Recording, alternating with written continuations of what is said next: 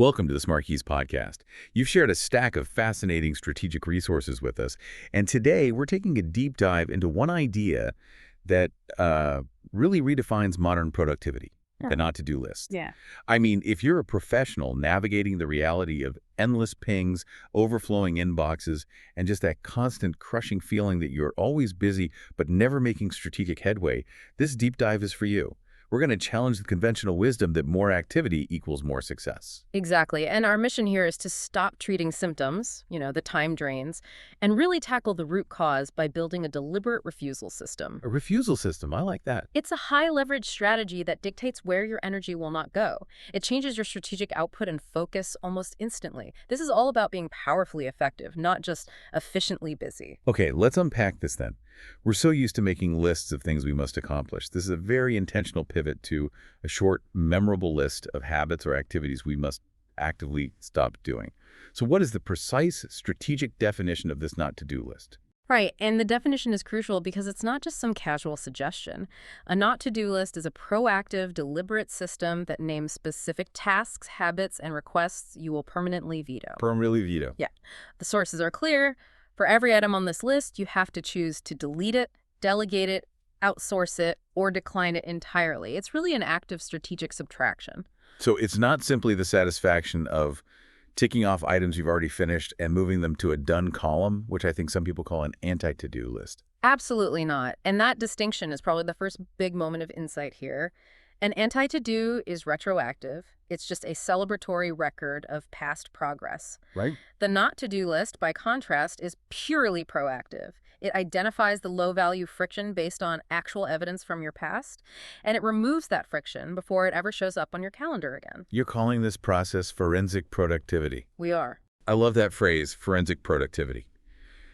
It suggests you're using data, not just guesswork, to eliminate tasks. Walk us through that mechanism. How do we create this list based on evidence? Okay, so you start by auditing your last, say, 4 to 6 weeks. Pull up your calendar, check your time tracking logs if you have them, look at your sent email. Okay. And you identify every recurring activity or request that consistently pulled your attention, especially those lasting less than 15 minutes, because those are the biggest context switchers. So anything that keeps popping up, like a specific weekly check-in that yields no decisions, or an internal report you format that maybe nobody reads, or just the habit of instantly replying to every single message. Precisely. And once you identify those drains, you then mark them with a clear surgical action: delete, delegate, hire out, or decline. What's fascinating here is the immediate strategic benefit. Which is? By systematically eliminating that context switching, you create these large, guarded blocks of time for higher value, deep work. And that freedom, that mental space, is where true creative and strategic breakthroughs happen. And that's where it gets really interesting, because that reduction in context switching has a hard business cost. The sources emphasize that constant switching burns energy and, leads to mistakes. If we stop the friction, we free up capacity. It's all about leverage. When you are constantly scattering your energy across 20 small asks, you have zero leverage. Right. But when you protect that block of time to move your one highest impact task forward each morning, and the source really emphasizes protecting just that one action that beats piling hours onto an already overwhelmed schedule, your focus becomes an asset. That makes perfect sense. Now let's pivot from the philosophy of elimination to the tactical quick wins the sources provide. The compact practical rules we can apply to our worst time drains, starting with the digital leash. Yeah, we've got 4 key tactics focusing on communication boundaries, which are, let's be honest, the main culprits in the modern office. Number 1 is email timing. Okay. This means stopping the habit of checking email first thing in the morning or last thing at night. Oh, that's a big one. I know so many professionals who fall into that exact trap. You start your day in a reactive, anxious state by reading a message that probably wasn't even urgent. And that just destroys your day's trajectory before it even begins. You have to start the day with your own priorities and a short ritual that sets your main goal, not the priorities of others waiting in your inbox. And in the evening, closing screens early is just a non-negotiable step to guard sleep and sanity. Okay, that leads directly to the second rule, which is batch processing. Yeah. For listeners who feel they must be instantly available, how do we justify checking email only a few times a day? Doesn't that risk making you look slow or, unresponsive? That's a great question, and the sources address this by reframing availability as predictability. You are moving from being constantly interrupted to being reliably responsive. Okay, predictability over availability. Exactly. The goal is checking email in only 2 or 3 scheduled blocks each day, say 11 a.m. and 3 p.m. This lets you process items in efficient chunks. But how do we manage client expectations during those long gaps? That's the part people worry about. You manage expectations proactively. The sources strongly recommend setting up a friendly, professional autoresponder. This thing doesn't say, "I'm busy." It says, "Thank you for your message. I am currently focusing on high-impact projects and will reply to all inquiries during my scheduled communication blocks at 11 a.m. and 3 p.m. EST." So you're communicating your new response schedule, setting a boundary, and buying back immense amounts of focus time all at once. That's it. Oh, What about the phone? Another source of instant interruption that just destroys flow. tell me about it. The guidance here is simple but incredibly powerful. Phone habits.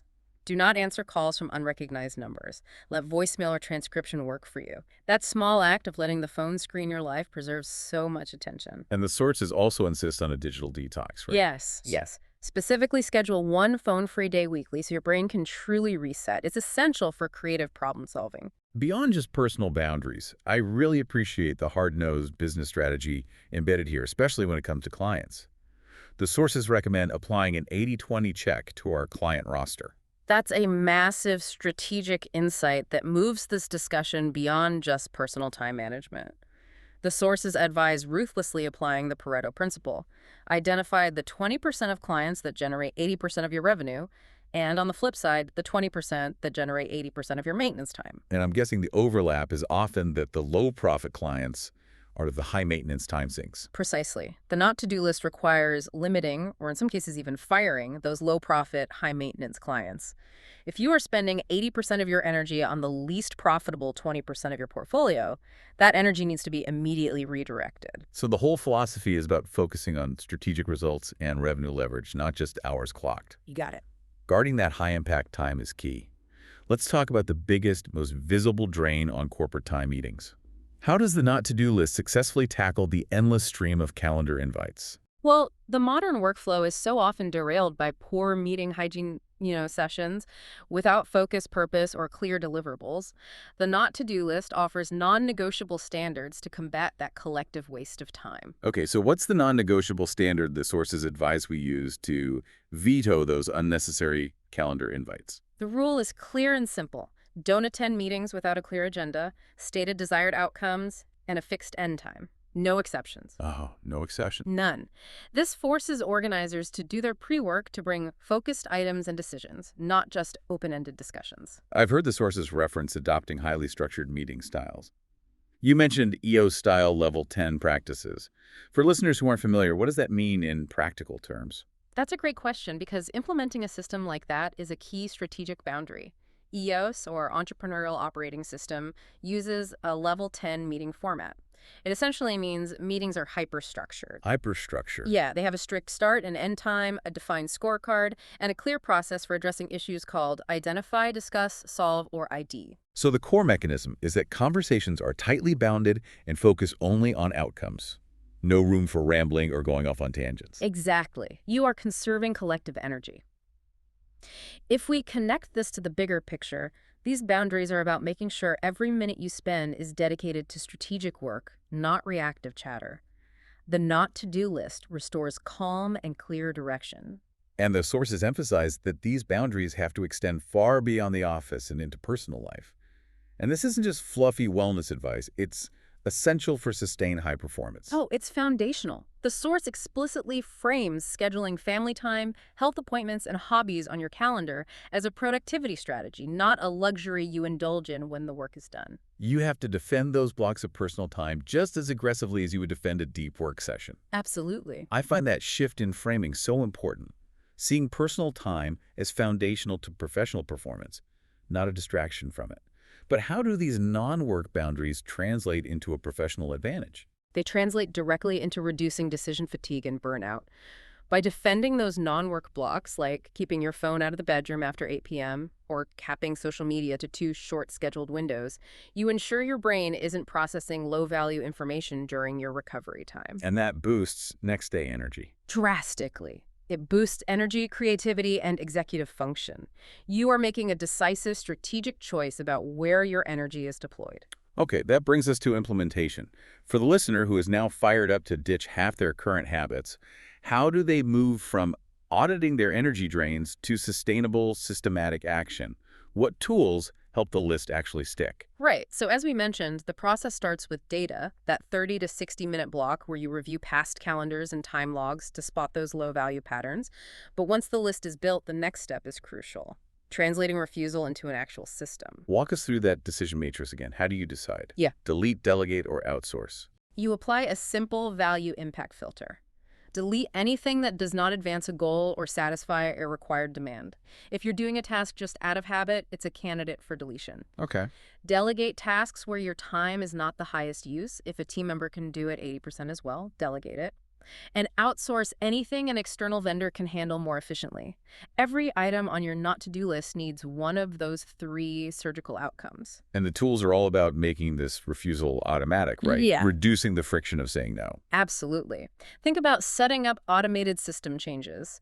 Create inbox rules that instantly file low-priority senders. Save canned responses for quick, polite declines. Rigorously use Do Not Disturb settings during your focus blocks. So you document your new boundaries in writing and share them. Yes, so colleagues learn and respect your schedule. You can replace the old open door policy with scheduled office hours for quick questions. This all sounds fantastic, but we have to address the biggest hurdle, the psychological resistance.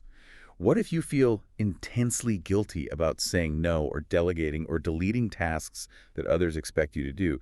How do we conquer that feeling? That is the most common point of failure, and the sources offer a really powerful strategic reframe. You have to realize that saying yes to low-impact tasks is actually saying no to high-impact work. Saying no is not rude, it's professional prioritization. It preserves the time you need for genuine strategic thinking, and it fundamentally reduces your risk of burnout. So it's not about being selfish. It's about protecting our ability to deliver our best work. But when you refuse a request, that still requires a conversation. Do the sources offer any specific phrasing to make those refusals professional but firm? They do. They advise using compassionate yet firm language. So instead of just saying, no, I'm too busy, you say, I can't take that on right now because I'm prioritizing, and you name the specific high-impact project. However, I can offer an alternative solution. Like a referral or a 15-minute slot in your office hours next week? Exactly. You should pair refusals with those alternatives. It maintains healthy collaboration while still protecting your deep work stretches. That shift in mindset, from obligation and guilt to strategic protection, that seems to be the key insight here. You're teaching people how and when to reach you, rather than just shutting them out. Precisely. By setting clear expectations, you become a more reliable, focused, and ultimately higher-value partner when you do engage. You stop being the person who quickly says yes and slowly delivers, and start being the person who thoughtfully declines low-value work to rapidly deliver high-value results. This has been a fantastic deep dive. We've covered everything from batch processing emails, enforcing meeting agendas, to using 80/20 thinking on clients and overcoming the guilt of refusal. So what does this all mean for the professional listening right now? What is the single most actionable step they should take today? You have to proactively begin the act of subtraction. The modern world is engineered to fill every available hour with digital noise, so start small. Pick one small habit to stop today. Just one. Just one. Maybe it's committing to protecting that first hour in the morning for your one key task. Or maybe it's just setting up that autoresponder with your new reply schedule. Make this act of refusal a habit and watch how much extra time and mental energy appear within a single week. And don't forget the maintenance, right? The source reminds us that this isn't a one-time fix. You have to review the not-to-do list plan quarterly and adjust it as your goals and strategic landscape evolve. That quarterly check-in is so crucial because Parkinson's law, where work expands to fill the time available, it creeps back in if you don't continually tighten your hours and proactively check what new low-value activities have started to appear. Constant strategic subtraction is the price of sustained focus. This has been an incredibly insightful deep dive into cutting low-value commitments to make space for high-impact tasks. If you want to dive even deeper and read the full article on building your own refusal system, maybe get some of those sample autoresponder scripts, the link can be found in the show notes. We hope this deep dive helps you reclaim focus, reduce burnout, and achieve bigger strategic wins. Thank you for tuning in to the SmartKeys podcast. Be sure to hit that subscribe button wherever you listen so you don't miss our next analysis of the strategies shaping the future of work. We'll talk to you next time.